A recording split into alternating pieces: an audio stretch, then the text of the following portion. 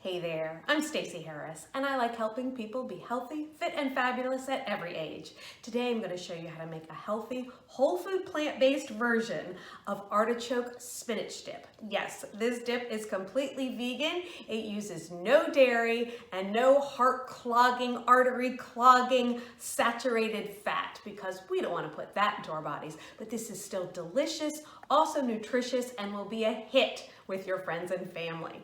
Now, I can't take full credit for this because I'm adapting this recipe from Dr. Greger's cookbook, How Not to Diet. Now, if any of you know me, you might know how much I adore Dr. Greger and admire him for what he has done for the world and the whole food plant-based community. If you're interested in learning more about whole food plant-based eating, or you'd like to drop some weight in a healthy, easy way, I strongly suggest you pick up his book, How Not to Diet. This is the accompanying cookbook that came out a little bit later, but he is just chock full of information about how to live your healthiest life. So let's get to it. This is going to be an adaptation, so it's not completely the same, but it is inspired. So I wanted to give him and his cookbook credit. This dip is so easy. We're just gonna throw everything into a high-speed blender or a food processor. So to start, we're going to chop up 2 to 3 tablespoons of onion. You can use any kind of onion that you have or that you like. I happen to have a white onion. So first things first, chop up that onion and add it to your blender or your food processor.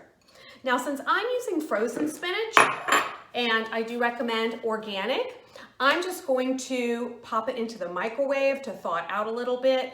If you had planned ahead, you could leave it out on the counter, or you could even use fresh spinach, but I'm going to use just a 10-ounce packet of frozen spinach. If you're using frozen spinach like I am, I just made a little slit in the packet, put it in the microwave for a bit, and then you do want to squeeze out some of the moisture because there's a lot of water in there. So squeeze that out a bit before you add it to your food processor or your blender. If you're using fresh, you don't have to worry about that part. And now we're gonna get to the secret ingredient, and that's white beans. It can be cannellini beans or navy beans. I'm using some that I cooked from dry, but a can is fine. Just please make sure to get a BPA-free can. So we're going to add 1 cup of the white beans. Now this is what's gonna give it that creamy texture, and it really doesn't have a lot of flavor, so it's not like your dip is going to taste like a bean dip. It's still gonna taste like a spinach artichoke dip, but this is gonna take the place of what is normally a sour cream or something creamy like that, a yogurt or something dairy, but we're not eating dairy these days because we want to be healthy, and dairy is not. See Dr. Greger about all that. If you're interested in learning more about him and his studies, check out nutritionfacts.org. He tells you everything. There's a video on basically any topic you could possibly be interested in. Okay, so let's continue. Now we're gonna add 1 tablespoon of lemon juice. If you have an actual lemon, that's great. I'm just using this because this is what I have. And we're going to add some nutritional yeast. So if you're new to plant-based eating and veganism, you might not know about nutritional yeast, but it kind of looks like Parmesan cheese, but there's actually no dairy in it. And it is great for providing vitamin B12. Certain brands have more vitamin B12 than others. Bragg's, which is the kind I use, is a good source of vitamin B12, which is a vitamin that it can be tricky to get in a plant-based diet, so you should supplement or use nutritional yeast on the reg. All right, so we're gonna add 2 tablespoons of the nutritional yeast, and not only is it good for you, but it also gives it a cheesy taste. Now we're gonna add our spices. So I'm going to use garlic powder, but if you have actual garlic, feel free to put in a clove of garlic. I like to make it easy. I always have this in my pantry. So I'm going to use a 1/4 teaspoon of garlic powder, but 1 garlic clove is about equivalent. We're gonna put in some black pepper if you wanna measure that out. That would also be about a 1/4 teaspoon, but I don't think you need to be precise. You can just grind it in there. And now we're gonna use white miso. Now I get it, this is a very specific ingredient. You might not want to run out and buy white miso. So if you don't have a problem with salt, meaning you don't have heart disease or diabetes or high blood pressure and you're okay with using salt, you could use that instead.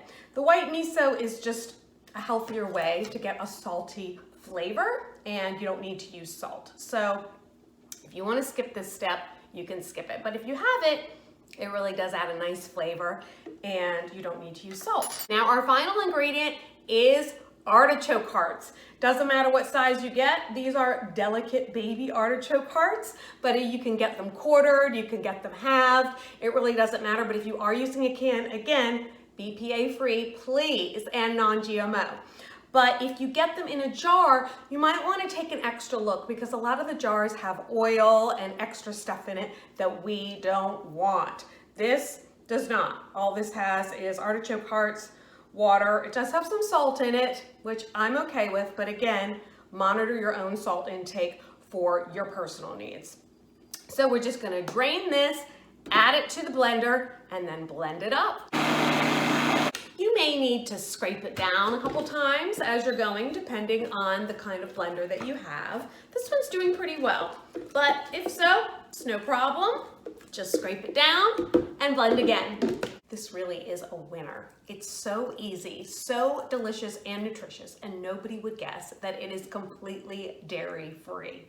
You could serve it with some whole wheat pita, some healthy plant-based chips, or of course, my favorite, chopped up vegetables. Vegetables and vegetables. You really can't get healthier than that. So let's give it a taste. I'm just trying it on a strip of yellow bell pepper, great for vitamin C.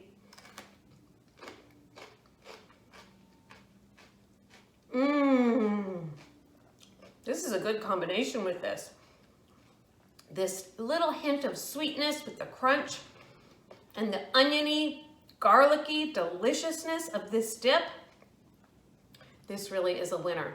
Delicious and nutritious. I hope you'll try this recipe and share it with your friends and family. And I hope it will help keep you on track on your journey to being healthy, fit, and fabulous. Thanks so much for watching. I'm Stacey Harris. See you next time.